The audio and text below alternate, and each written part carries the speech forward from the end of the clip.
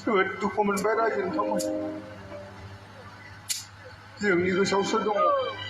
बिथाङा जोंनि थाखाय मा मावाखैमोन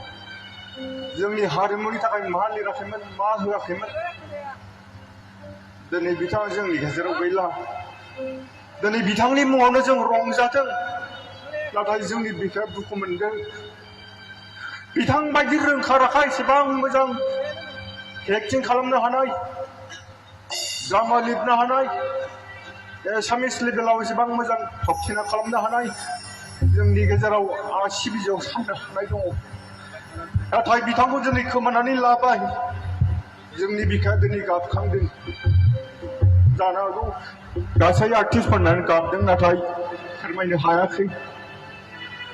जोंनि गोसोआवसो दङ जानो हागौ नोंथांमोना आं एक्टिं खालामदों नाथाय जोंनि बिखायाव दङ बिथाङा जोंनि थाखाय बेसेबां मावदोंमोन बेसेबां खस्थ' खालामदोंमोन दिनै दुखु मोनदों जोंनि गेजेरनिफ्राय बिथां गैले आं आसा खालामगोन बिथाङा जेरावनो थायाथों मानो आलो गोजोनै थाथों दुखु मोनदों रायजोफोर जाय बाथ्राखौ आं बुंनो सानदोंमोन